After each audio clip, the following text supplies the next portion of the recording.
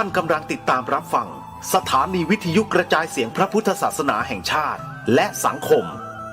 คลื่นเพื่อการศึกษาพระพุทธศาสนาและวัฒนธรรมระบบ FM 104.5 เมกะเฮิรตซ์รายการต่อไปเป็นรายการมรดกธรรมกำเมืองดำเนินรายการโดยพระครูวิสิทธิ์ศรีลาภรณ์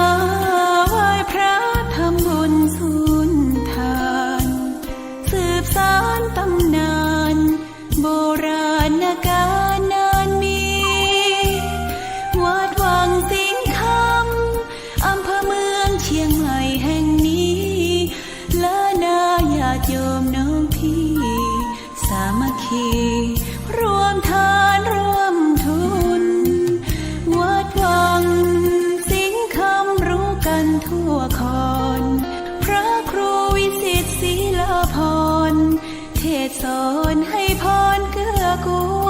ลเจ้าขนามตั้งบนป่าแดดหน่อเนื้อนาบุญ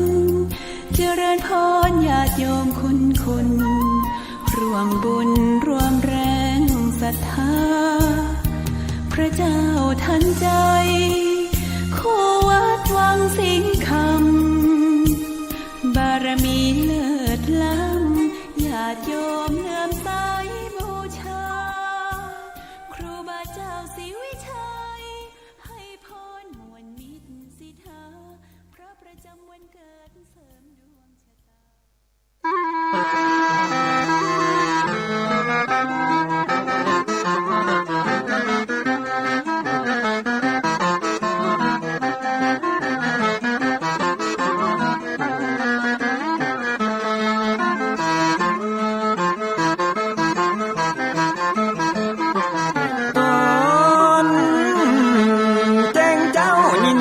ไก่ขันก่อนพี่ตะวันจะขึ้นขอบฟ้า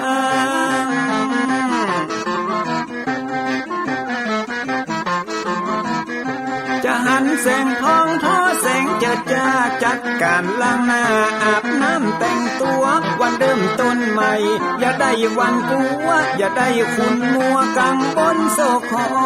น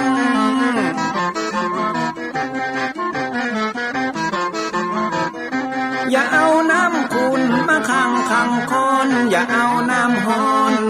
มาลวงหัวใจฮ้อนอ้วมอารมณ์ขุ่นคองตอนฮับวันใหม่นี้น้องของได้น้อมเอานำทำคำสอนของพระชินวรประเสริฐเลิศล้ำ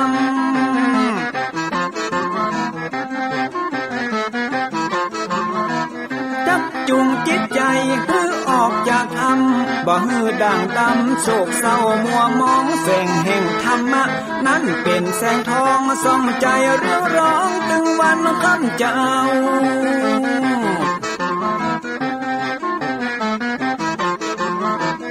เอาศีลมานำเอาธรรมมาเฝ้าคือจิตใจเฮาจุงเย็นฝ่าฟันทุกเห็นต่อไปหน้าจะบ่ไหววันแต่หนึ่งเชิญพี่น้องมาฟังรายการธรรมะเบิกบานตอน6 โมงเจ้า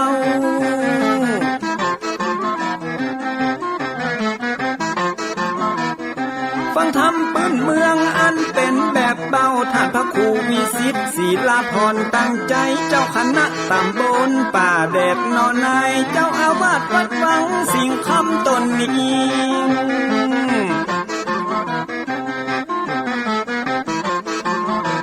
อนุรักษ์ของเก่าล้านนาก่อนกี่เมื่อลูกหลานเฮาตีเกิดมาใจกันรักษาของดีเก่าเกือได้อยู่กู้ถิ่นล้าน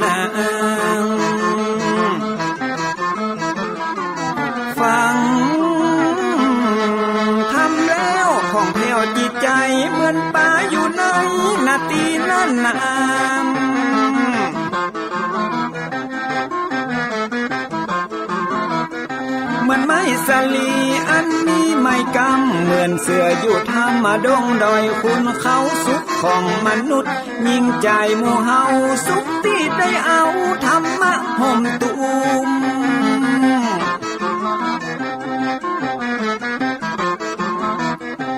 ใจคนใดมีธรรมห่อหุ้มใจคนนั้นจุมใจบ้านมันอยู่วิมานเวียงวังจันแก้วบ่มีในเต้าแล้วน้อง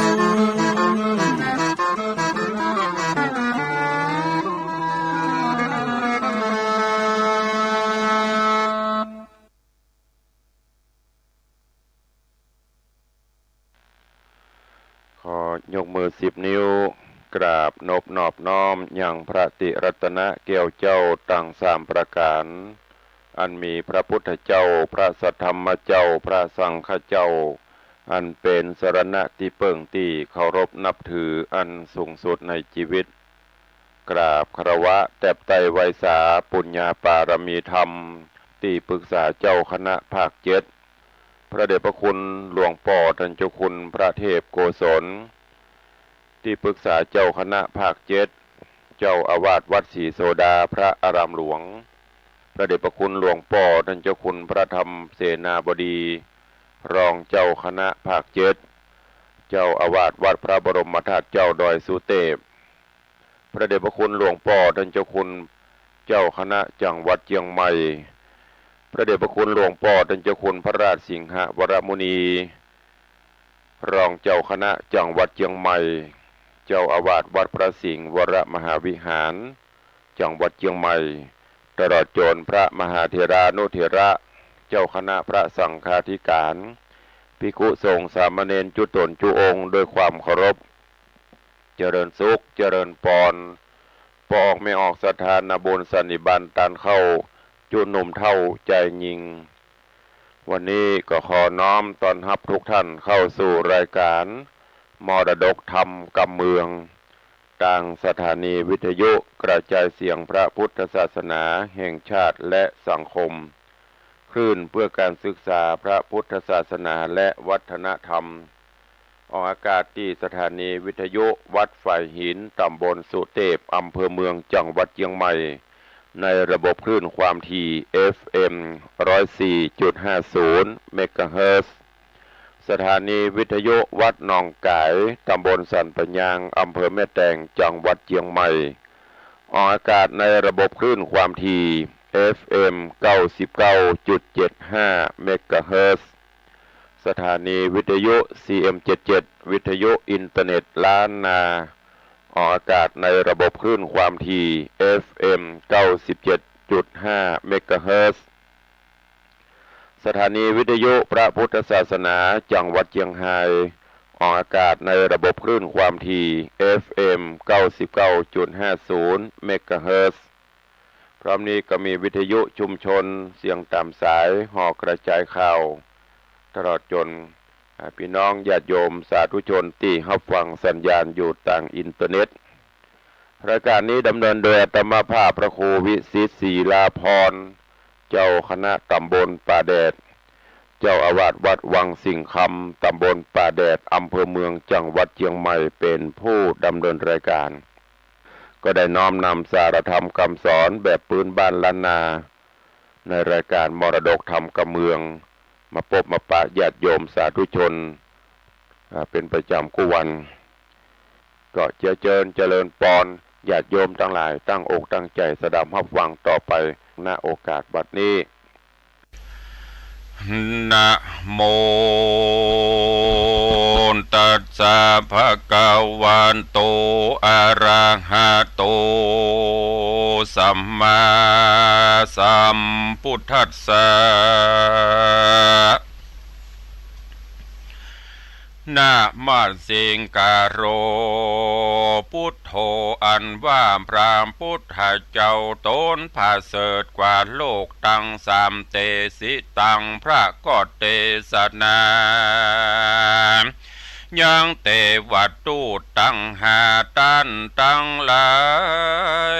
จงทอมทาดาฟังเพื่อฮือเป็นสัจจังแน่แจ้งฮือเป็นที่หูแห่งสังขารกู้วันคืนการกินการอยู่ทุกผู้กู้ยิงใจอย่าปากันอยู่บอดได้ปังเป่าเฮอปากันคืดเล่ายังตนอันว่าปีเดือนวันหากขับบนมาหาแก่อันใจนั้นแต่หากว่าหนุ่มที่แต่ตาบอดจุ่มมืดมัวแม้นว่าผมยังหัวก็งอกเขี้ยวก็หลุดหล่อนออกไปหลายเนื้อหนังกายก็หดหูจักเป็นดังอีกู้หญิงใจควรดีปาการคงขวายกะตำบุญฮือตานรักษาศีลเมตตาภาวนาหาความดีใส่ตัวไปใจอย่านับใดอยู่นอนได้การตั้งตาไผ่บ่หูอย่าได้ฟู่อูสักเสริญปีเดือนเกินขับฮือแก่เปียที่แผ่พับตัวอย่านับใครหัวจะกว้ายฮือกึดหนีหายสู่ต่างเดอย่าถือแก้วอันบอบมีก้าแก้วต่ำจ้าบอดเดเอาเฮอปากานาถือดวงเผาเพชรแก้วอันมีก้าแล้วดีงามขาลองจามกึดฮอดเอาใจจอดหาดูยังหมู่ศาสตร์น้อยใหญ่อันเดือดไม่ตุกขามเพราะจาติฮือเกิดมีเป็นมาจะราเบียดเบียนฮือเท่าเปียที่เข้าสู่เต็มตนมอลันดามาจนฮือตายจากจุผู้กองหากเหมือนกันเสียงคนนั้นสะเศร้าตังเสียงสัตว์ออกล่าหากินดังสัตว์บินบนและเตี้ยวย่างไผ่บ่อาจอยู่ข้างเดานานกันมัดจุมันมาฮอดก่อนจางตายละต้อตนตัวละเครื่องขัวขว้างไว้ฝูงหมู่ญาติให้วิงวอนโซนสานจรลำบากเหือบางเกิดทุกข์ยากนักหนาดังพระสัทธาเป็นเจ้าหากโกดเงื่อนเก้าเตสนาเป็นวาระกถาว่าดังเดอาหัมปิโคมหิจาติธรรมโบจาติอนาติโตอาหัมปิโคมหิจาราติธรรมโมจาราอนาติโตอาหัมปิโคมหิพญาติธรรมโมพญาธิอนาตินโตอาหัมปิโคมหิมรณะธรรมโมมรณะอนาติโตอาหัมปิโคมหิทุกขะธรรมโมทุกขะอนาตินโตหันตะยังกันละญาดังกะโรมิกาเยนะวาจามานาสาญะมาลานานสติดังเนอาหัมปิแม่นบาตัวแห่งเฮาและตัวแห่งต้านต่างหลายจาติธรรมโมมีสภาวะอันเกิดมาก่อมเป็นทุกขาเมื่อยามน้อยเป็นทุกขาคอยเมื่อเป็นเด็กแดงฝูงมดแมงมาต้อมไตก็บ่จ้างไล่และขับเน มาเป็นตุกขีบ่จ้างปากเป็นตุกยากเมื่อยามการตุกเนานานฮอดย่างตุกเสพสั่งหากินเป็นตุกเมาเวนภาพแผ่ยามเมื่อพ่อแม่ปัดพรากมาเป็นตุกลำบากด้วยกรรมด่าตุกโดยกรรมว่าบุบตีอันเปิ้นมาค่ำคาราเวอยู่ใจใจอานาติโตโอโหก็บ่มีที่จักโปนไปใดก็เพราะจาติธรรมโมนั้นไซฮือเกิดเป็นมาจริงใดมาเป็นทุกข์ขาดลำบากนั่นแลอาหัมปิโขแม่นบาดตวงแห่งเฮาก็เป็นดังนี้แต่จะแลอาหัมปิโขแม่นตัวแห่งเฮาและต้านจลาติธรรมโมมีสภาวะอันเกิดแล้วก็ฮือเท่าค่ำจันดามีหน้าตาอันหิวซ้ำหนังก็มาญานตาก็มาฟังมัวมืดลมขึ้นจืดสันหลังจีนบางสั่งก็โหดหูยามเมื่อปากฟู่ก็บ่ปุ่นดีฟังมือก็มาถือไม้เต้าเนี่ยมาย่างกลมเก่าหลังโกสังมาเป็นตุกโขเมื่อยามแก่เท้าจากลูกนั่งก็เต้าสวยใสตุกขังมาบ่หายเหือดแห้งมาเป็นตุกแต่งตั้งธรรมอานาติโตโหบ่มีเวลาอันจะข้ามล่วงพ้นไปได้จราติธรรมโม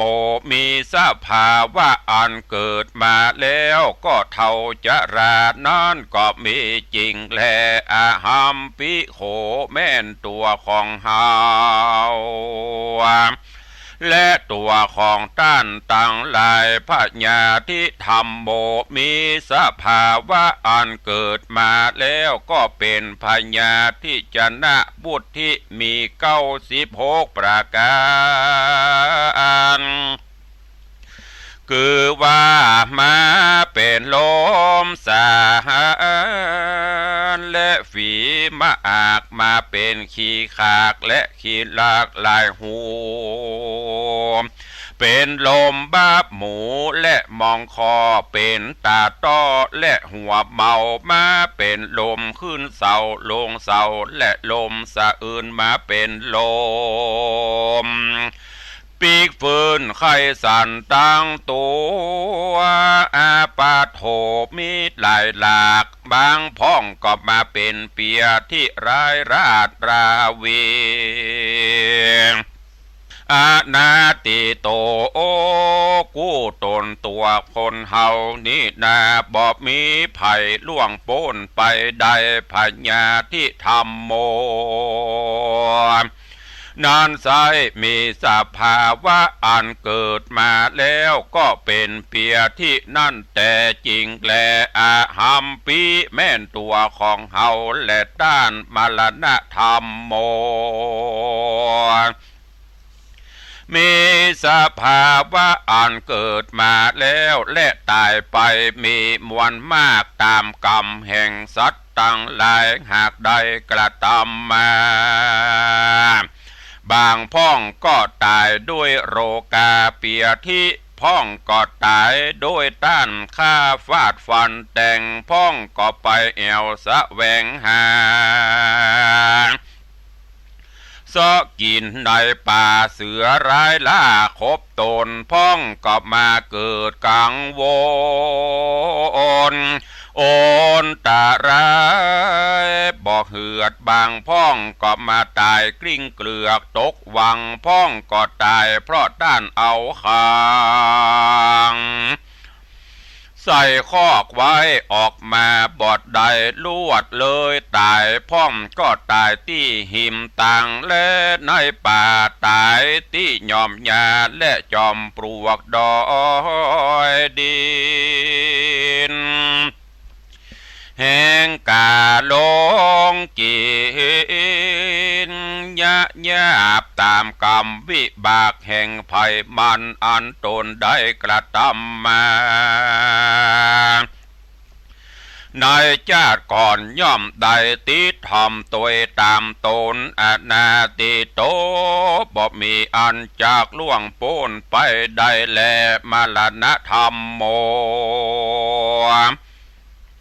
มีสภาวะอันเกิดมาแล้วก็ตายไปนั่นแต่จริงแลอาหัมปีแม่นตัวแห่งเราและตัวแห่งต้านทุกโคทุกโคธรรมโมก็จักมีสภาวะอันเป็นทุกยิ่งทุกค่อนขิงหลายสารเมื่ออยู่เป็นคนก็ทุกหลายอย่างหลายต่าง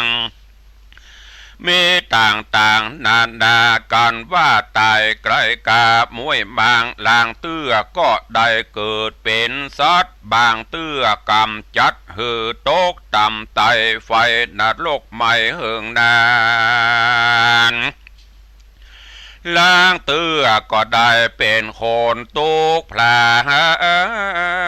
นและได้เกิดในกำเนิดเป็นเพศเพราะเหตุว่ามีจิตให้ยามเมื่อจักตายดับคานตุกมาตันเมื่อเสียงเขตจริงกลายเป็ดไปเกิดเป็นเพศและผีได้ตกอเวจีแล้วมาเกิดในกำเนิดเป็นเพศหลอกและได้เกิดมาเป็นสัตว์วิบากมากำจัดและแต่งบ่ฮือหูดีแห่งต่างงามบางพ้องบุญกรรมติดตามโดยไตก็ได้ไปเกิดเป็นสุขลำเลิศในที่ประเสริฐเป็นอินพรหมได้เป็นเทวบุตรเทวดาโตนวิเศษเพราะเหตุว่าอำนาจบุญกรรมเขตที่ใดกระทำมาอายุสังขาราก็ยืนมากกว่างบ่มีที่อ่างต่างทุกมีแต่ความสุขหาประมาณบ่ได้อานาติโตบ่มีไผล่วงพ้นไปได้ทุกตัวคนแม่นแต่จริงแลตัดสมาเพราะเหตุดังอันแม่นว่าตัวแห่งเฮาและตัวแห่งต้านตั้งหลายการละญาดังก็ควรรีบกระทำกรรมอันดีงามคือว่าฮือตานรักษาศีลเจริญเมตตาภาวนาไปใจกาเยนะโดยกายวาจาญะโดยปากมนาสาโดยใจแม่นคนที่ตายไปและดับขันฝูงคนอันอยู่ไปหลังก็บอกวันให้หาปริเวทนาอื่นอ่อนบอกกวนเป็นทุกย้อนโดยต่างตายบอกวันเสียได้โดยคาบเน่าบอกวันโศกเศร้าโดยมัจจุราจะทำวำวายการให้หาคนตายนี่นาบ่เป็นภละนาบุญสักอย่าเต้าเป็นทุกข์ลำบากแก่ผู้ให้ควันเดร่ำเปิงไปมาใจเพราะเหตุว่าเฮาร้องไห้มันก็บอกคืนมากาญากาตาแม่นตัวของเฮาก็ยังจากตา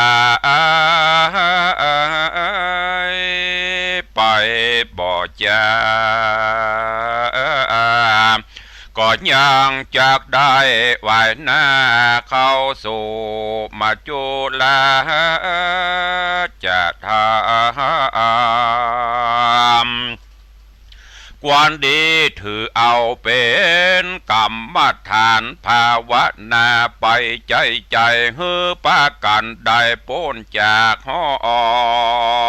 งได้ขายแห่งสงสารจุงปากันได้ปันติบัตตามคำสอนแห่งพระบวรสอนสั่งเบือนดังน้ำตกหลังรินคำเทวตุโอตาฮือปากันจำเริญไว้จุวันอย่าได้ปากันอยู่ยำบอดได้ปางเป่าฮือได้กึดเล่ายังโตนมีใจเววนสอนใจต่างที่บอดดีไปต้านก็มาสอนบอกฮือแจ้งจอดในใจเมื่อชีวิตเป็นไปและตั้งอยู่ฮือได้สอนใจกูกับตนตัว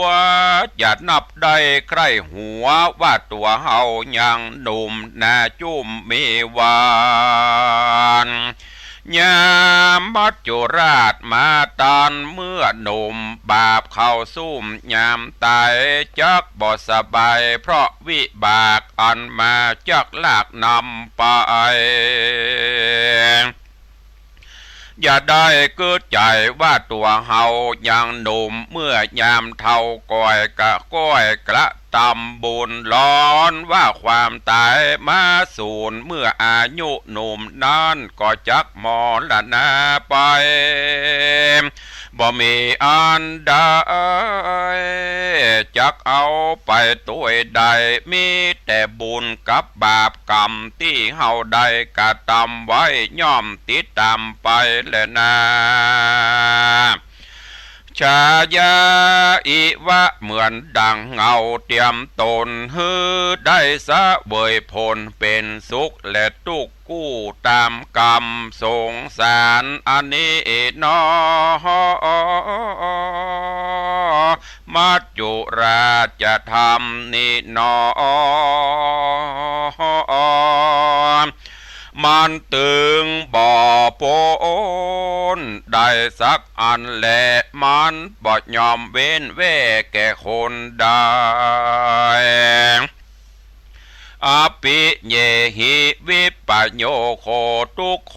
ปิเยหิบางพ่องหักกันจังกันจักตายเบื่อหน่ายก็พรากจากกันไปเพราะกรรมเวรเป็นสายใหญ่ทุกเห็นใจบ่ใจหน่อยเป็นทุกขคอยแห่งเวรานุเวนปิเยหิวิปโยโคทุกโคหากกันแป่งกันบอดใดไปอยู่ด้วยกันต่างอยู่ไกลกันต่างห้องไกลเต้ต้องแห่งต่างเตียวมีดงเขียวและปูดอยมาขอบข้านแสนที่หักนั้นก็บ่ได้ไปถึงมีแต่ใจคือเติงหาเต้าเจ็บป่วยนั้นก็บ่ได้ไปจูฝูงปุถุจัดนางบางพ่องก็อ้างว่าจักกระทำบุญลวดบ่ได้กระทำแต่มัจจุราชมาข่มแป้ขับตายบุญบ่มาติดต่อมีแต่ปากอ้างล้อว่าจะกระทำบุญลวดหายสูญปังเป่าเนินนายกำปากเล่าว่าได้ลวดตายไปด้วยกินแหน่งบาปกรรมแฝงติดต่อตกนรกก่อกรรมเวร เป็นตุกเห็นในนรกฮือไฟมกมาดไม่ปาการร้องไห้เวทนาปาหูจะนาจุงฟังราจำชื่อฮือทีเพื่อเฮือหูดีนักและเบาอย่านึกว่าตัวเฮายังหนุ่มตาใสจุ้มไปตั้งวันอายุขันทังก็แก่วันและเวลาก็แผ่ไปถึงวันปีเดือนวันปั่นหือเท่าแก่บ่เว้นแว่แก่คนใดสักคนปุถุชนเฮาทุกหมู่จุผู้กู้ยิงใจกวนปากันคงควายกระทำบุญหือตานรักษาศีลเมตตาเจริญภาวนาไปใจอย่าได้อยู่นอนใจ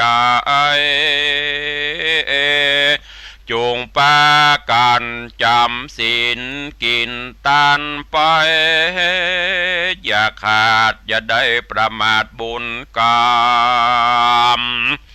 การว่ากระทำบุญไปทีละเล็กละน้อยก็ฮือมีจิตเจตห้อยตั้งบุญเต็มว่าใดตันน้อยก็จุงมีจิตเจตห้อยในบุญญาเขตก็จักเป็นเหตุฮือมีกุศลหลายอุปมาเหมือนไฟนิดเดียวบ่ได้เผาป่าก็ยังลูกไม่กว่าลามลายอย่ากระทำบาปหมายผิดแผกตัวเฮาจักได้เบาบาปตายโดยอุปมาเหมือนคนขี้โขยมาป้อ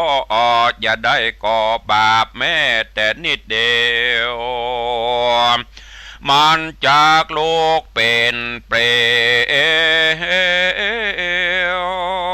ทะทาง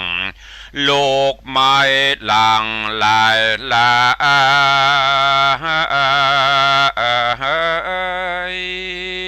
ปากันได้ตั้งจิตใจหมายติดต่อฮือมันก่อการกุศลช่วยกันหนุนติดต่อฮือได้รักษาศีลก่อหัดใจมันภาวนาไปอย่าขาดตังเส้นนี้หากงามดีนรกอเวจีบ่หันได้ไกลสะเวยสุขได้ตามใจมีความสวัสดีไปบ่หูท่าเอามีอายุยืนเตียงเต้านอตีคามคือว่านิพพานาเวียงแก้วอันเป็นที่แล้วคือยอดนิพพานาก็มีโดยประกา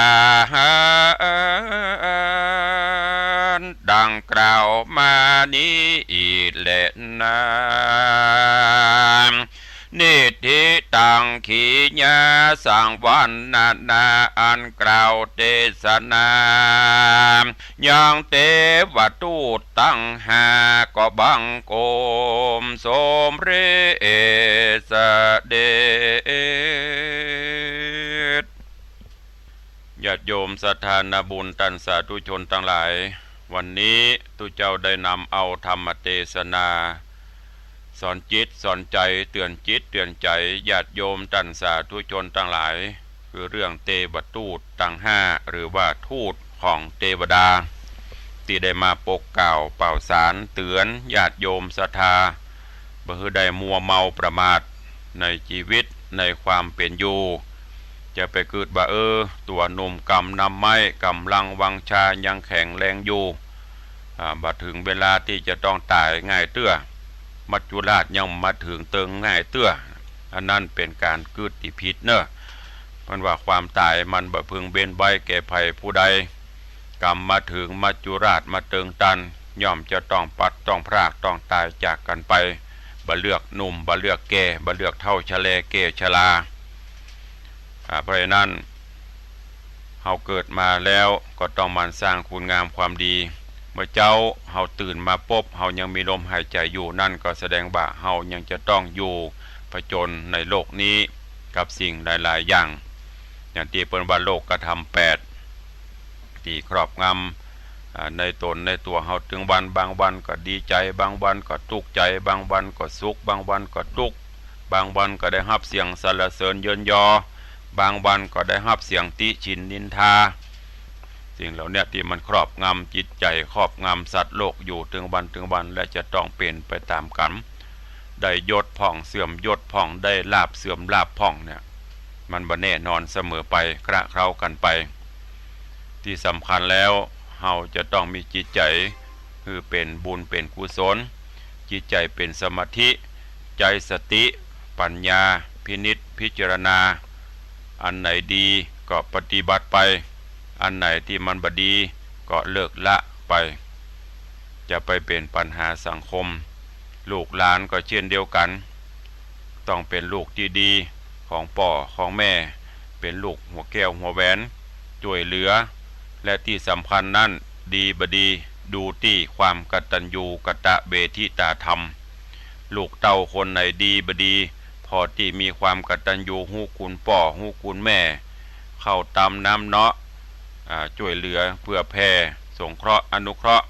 คือพ่อแม่ได้ตุกอกตุกใจคือพ่อแม่ได้เจ็บกรรมละกรรมใจคือพ่อแม่ได้ต้องมันละเวเหหนเป็นทุกขบนกับตนกับตัวเนี่ยคือพ่อแม่บำรุงพ่อแม่ด้วยอาหารกายด้วยอาหารใจอาหารกายนั่นก็คือเข้าตำน้ำเนาะเลี้ยงดูปูเสือผ้าอาภรณ์ผลหมากหลากไม้อันไหนที่หันบ่าควรแก่การที่จะนำไปคือป่อคือแม่ผู้มีพระคุณก็นำไปแต่จะไปรอบางพ่องนี่โอ้พ่อแม่บ่เคยอย่างยุกผลไม้บะเดียวตามฤดูกาลพ่องนอกฤดูกาลพ่องพ่อแม่บางคนบ่ได้กิน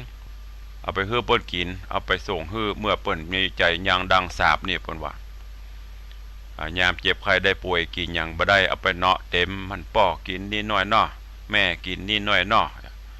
กินก็บ่ได้คือกินเมื่อยามเปิ้นอยู่สุขสบายนี่ที่สำคัญเนี่ยมันนึงคืออาหารใจจะไปแย่อย่างคือป่อคือแม่ได้ทุกอกทุกใจ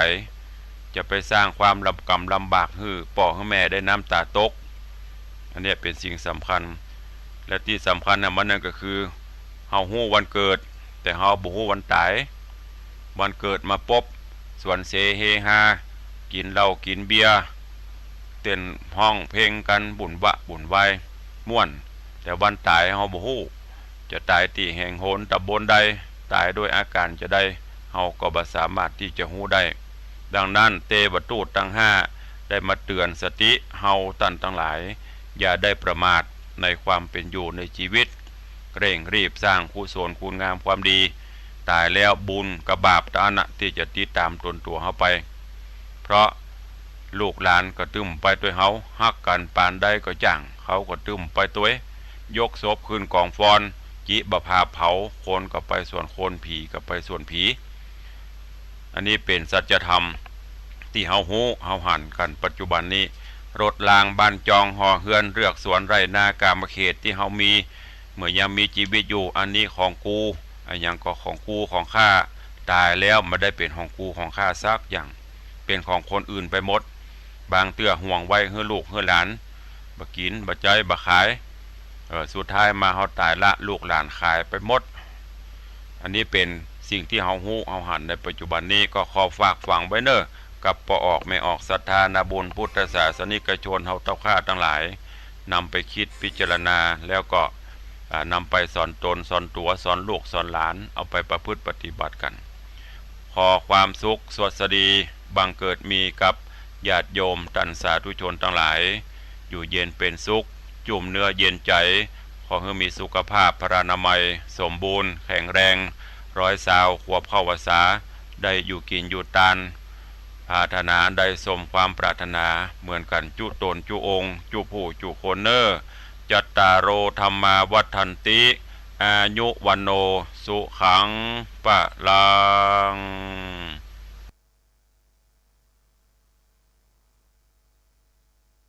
กับญาติโยมท่านสาธุชนทั้งหลายวันนี้ขอความสุขสวัสดีจงบังเกิดมีกับญาติโยมศรัทธาทุกท่านอยู่เย็นเป็นสุขจุ่มเนื้อเย็นใจขอให้มีสุขภาพพลานามัยสมบูรณ์แข็งแรงเหมือนกันจุตนจุองค์จุผู้จุคนยัตตาโลธรรมาวัฏันติอายุวันโนสุขังปะลัง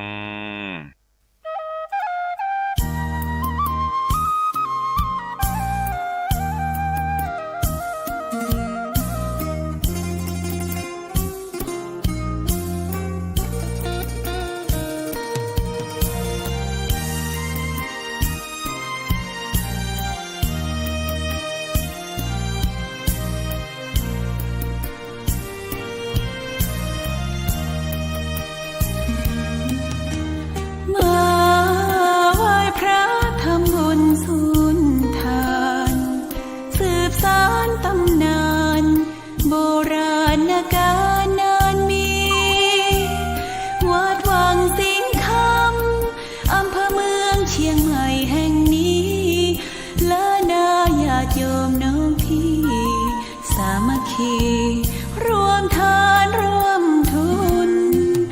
วัดวังสิงห์คำรู้กันทั่วคอนพระครูวิสิตศรีลาภรณ์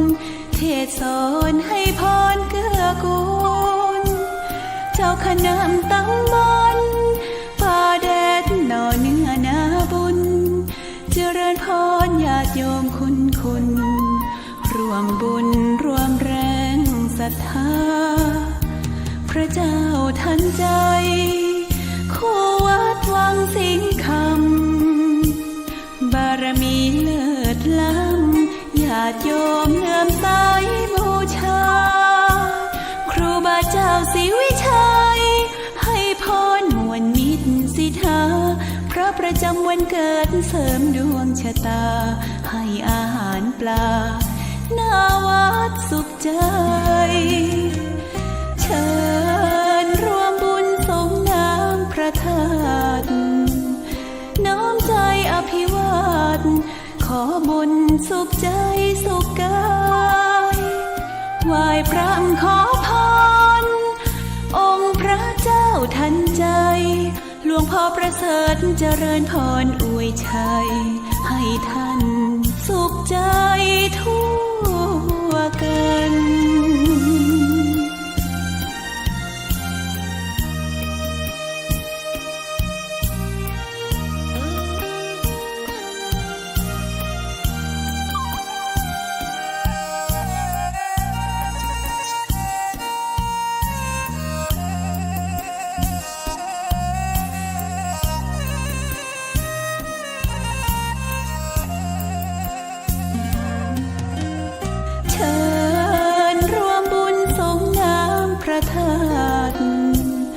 น้อมใจอภิวาท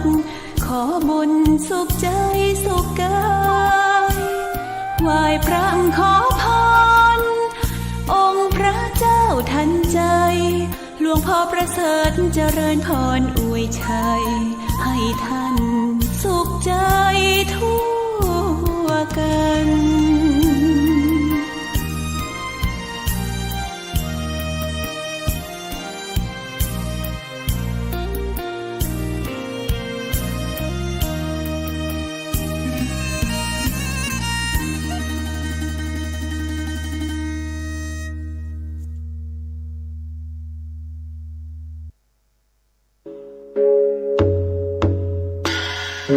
ประชาสัมพันธ์โครงการบรรพชาสามเณรภาคฤดูร้อนของคณะสงฆ์อำเภอดอยสะเก็ดประจำปี 2567 ปีที่ 43 ขอเชิญร่วมเป็นเจ้าภาพอุปถัมภ์โครงการจำนวน 99 รูปรับสมัครเยาวชนชายอายุ 11-15 ปีหรือเกิดปี 2552 ถึง 2556 กำหนดการบรรพชาวันที่ 6-20 เมษายน 2567 ร่วมทำบุญเป็นเจ้าภาพผ้าไตรชุดละ 800 บาทร่วมทำบุญโอนผ่านบัญชีธนาคารกรุงไทยสาขาดอยสะเก็ดชื่อบัญชีโครงการบรรพชาสามเณรภาคฤดูร้อนอำเภอดอยสะเก็ดเลขที่บัญชี 663-412-0641 ติดต่อรับเป็นเจ้าภาพและสมัครบวชได้ที่กองงานเลขานุการเจ้าคณะอำเภอดอยสะเก็ด096